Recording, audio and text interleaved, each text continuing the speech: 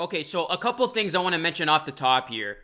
I apologize to the Portland Trailblazers for having them not make the playoffs in my early season, before the season predictions, where I told you my full standings and my playoff predictions and my eventual NBA champion. I don't know what the hell I was thinking. I idiotically had the Blazers missing the playoffs and falling short of the 8th seed.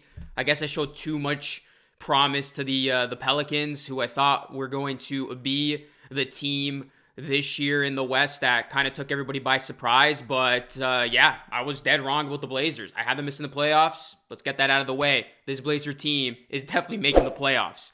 The other thing I want to say is it was weird seeing Norman Powell play for the Blazers on Sunday. I mean, this is a guy who was the second longest tenured Raptor. Obviously, the first being Kyle Lowry. And that was represented at the tip-off when Norman Powell lined up on the wrong side. He lined up for the Raptors. He still thought in his mind that he played for the Raptors.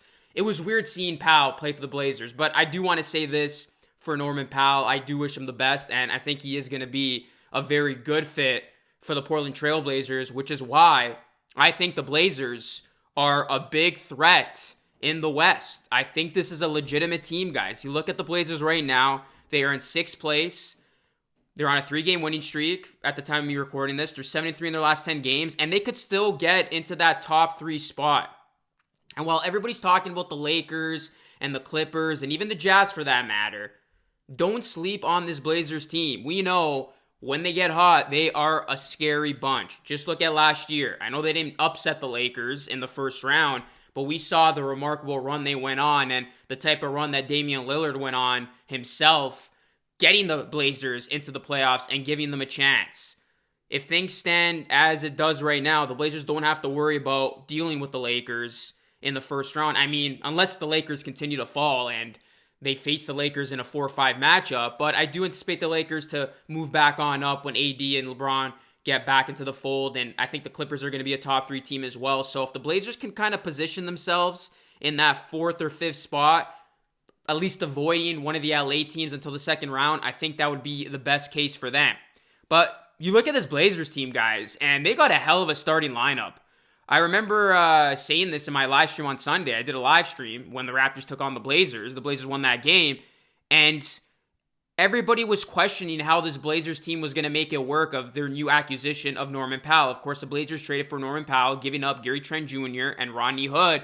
People were speculating, okay, are the Blazers going to start him or they're going to bring him from off the bench? And wisely, the Blazers look to be starting him, as Norman Powell's proven to be a much better starter than he is a bench player. And right now, the Portland Five is looking like Damian Lillard, CJ McCollum, Norman Powell, Covington, and Nurkic. That is quite the starting lineup. And then you have the depth bench that really caught my attention while I was doing the live stream on Sunday. The Blazers got so many weapons, and their bench features guys like Jones Jr., Carmelo Anthony, Enes Kanter, Simons. This is a very deep team, and it's that type of depth that I believe will make them a dangerous team to deal with in the playoffs and could very well make them poised for a playoff run. You look at Norman Powell, what he brings to this Blazers team. He brings another element of offense. The one thing I initially miss about Norman Powell is the scoring that he brought to the Toronto Raptors. And we saw how desperately the Raptors have missed that scoring in these last couple of games that they've lost. In his first game with the Blazers on Friday, Powell finished with 22 points on 7 of 13 shooting. And then he had 13 points in only 27 minutes against his former team, the Raptors, on Sunday. And he only took 6 shots. He was a very efficient 1 of 2 from 3 and 3 of 6 from the field. And he got to the line 9 times. It was the most times he had gotten to the line since he played the Pistons last week as a member of the Raptors. And he was 6 of 9 from the free throw line. So even Norman Powell is now getting the benefit of the doubt of the whistle. Whereas when he was playing for the Raptors, how many times did we see him with his arms up in the air begging for a call? Now it looks like he's getting calls, because that's what happens. When you leave the Toronto Raptors, all of a sudden you get calls, and we're seeing a prime example of that right now. So going back to this Blazers team, guys, and the depth that they carry and all the offensive weapons they have from their starting lineup and from off the bench, it's a good problem to have. Too many options, too many choices. The only question remaining is how it is going to all work. as they pursue an NBA championship. Now, let's not forget, this team, they made it to the Western Conference Finals in 2019, and this is a team that can get hot at any given moment. They got the talent to do so. Damian Lillard, he is an absolute game changer. You got CJ McCollum, one of the better guards in the NBA, and he's becoming one of the more clutch guards in clutch time. Norman Powell adds that other element of offense. This is a guy who's going to give the Blazers another viable option come playoff time. Covington can do so many good things. Great defensively. Fights you for every loose ball.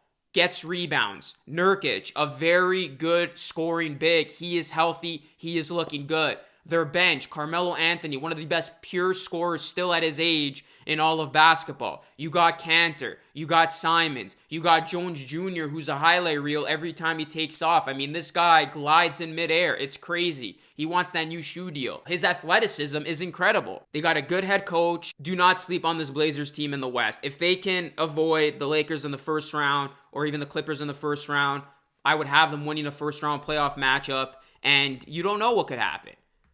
We don't know how much of an impact the injuries to Anthony Davis and LeBron James will have on the Lakers in the playoffs.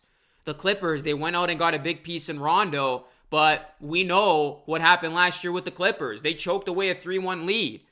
The Denver Nuggets are another interesting team in the West to keep an eye out for. And the Utah Jazz still have to prove to us that they can win a damn playoff series before anybody takes them serious as a legitimate title contender. Portland has the track record. Portland has what it takes to make a run. They got big-time players, and they got a bunch of offense, and also their defense is impressive when it needs to be. So as a Raptors fan, watching Norman Powell on his current team, I couldn't help but marvel at, how this Blazers team is coming together. And they are making the right call of sticking with the starting five that we have seen in these last two games. I think that's going to give them the best chance to win and the best chance to compete against the heavyweights in the Western Conference.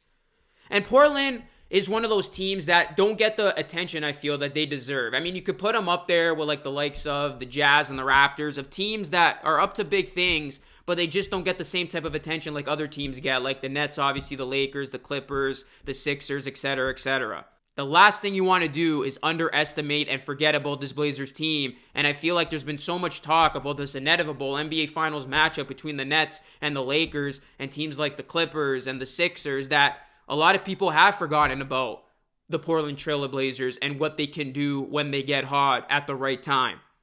So they're obviously in win now mode, or else they wouldn't have made the trade for Norman Powell. They capitalized on Norman Powell's stock. I don't even know if they can bring him back this offseason. So they might use Norman Powell as a rental. So let's see how everything comes together when it matters the most come playoff time, as the Blazers look to continue to win games and position themselves in the West and try to get a top 3 seed, if not a top 4 seed, which would grant them home court advantage, at least for the first round. Although that doesn't really mean anything in today's NBA with the current state of the world. But I just wanted to come on here on the mic and just give you my raw thoughts on this Blazers team. I think they are a big threat in the West. You got to pay attention to them. They are a dangerous team. They can make some noise. But that's it for me, guys. Just wanted to give you my take on the Blazers. Do you agree with this? Do you disagree with this? How do you think the Blazers will fare in the playoffs? Do you give them any shot of possibly dethroning an LA team and making it, dare I say it, to an NBA Finals? I mean, they came close in 2019. It would have been Blazers-Raptors if the Blazers had upset the Warriors, but obviously that didn't happen.